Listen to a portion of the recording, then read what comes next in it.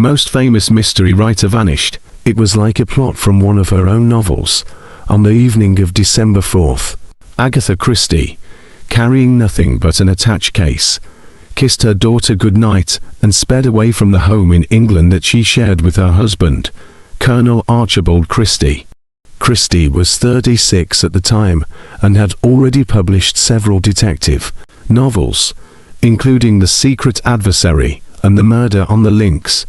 Her disappearance merited banner headlines the world over, making the front page of the Times on December 6. The novelist's car was found abandoned near Guildford on the edge of a chalk pit, the front wheels actually overhanging the edge, the paper reported.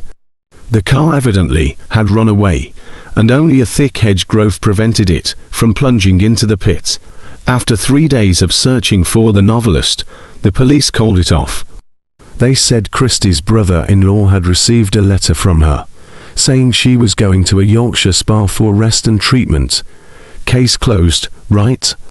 Not quite. The police, apparently unconvinced by the letter, expanded their search, even bringing one of Christie's pets to the scene to see if he could track his owner's scent.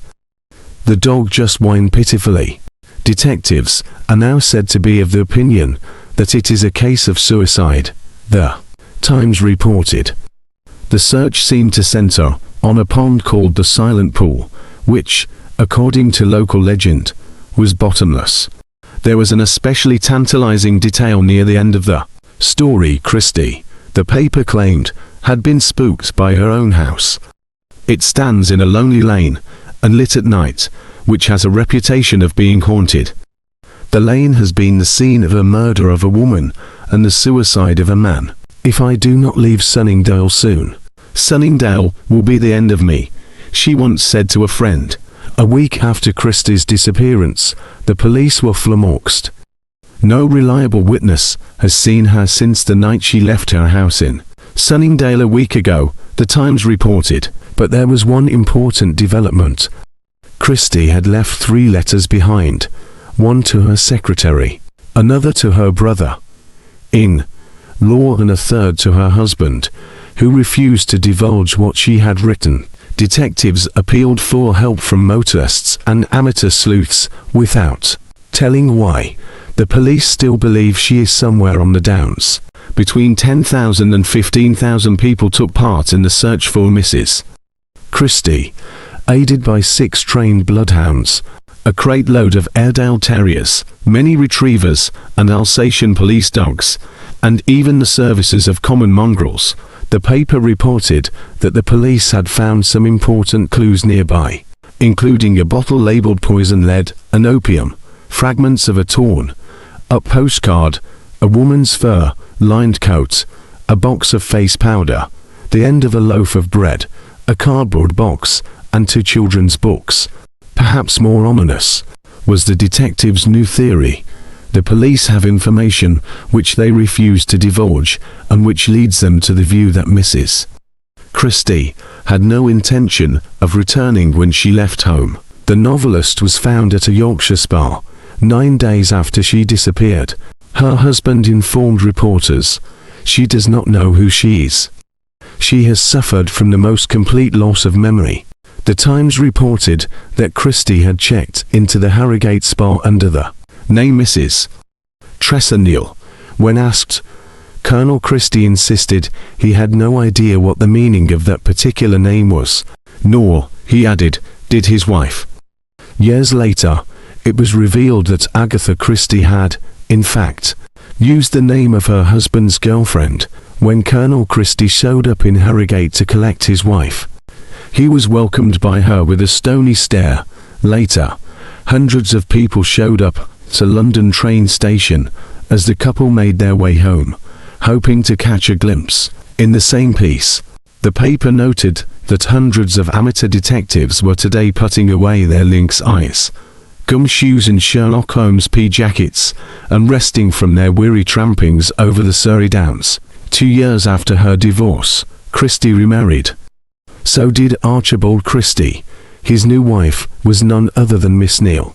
Over 90 years later, Biographers and historians are still debating what happened during those days in 1926.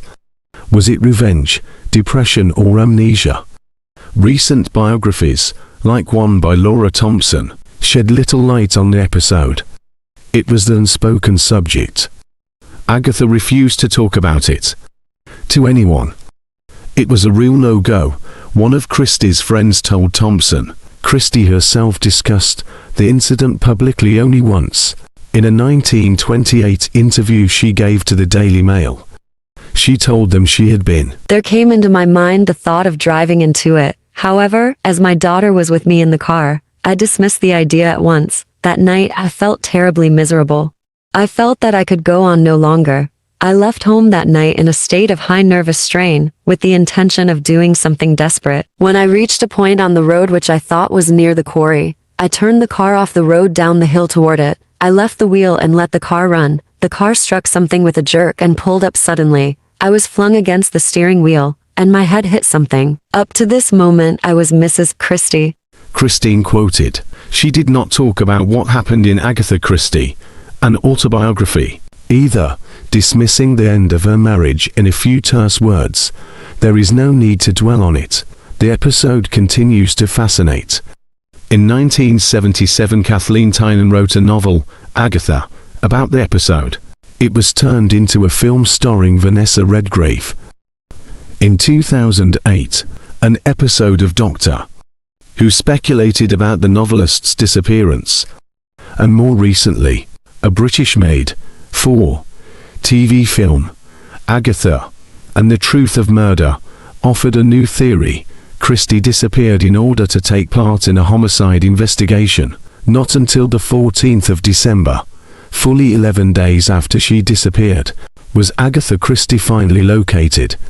She was found safe and well in a hotel in Harrogate, but in circumstances so strange that they raised more questions than they solved. Christie herself was unable to provide any clues to what had happened. She remembered nothing.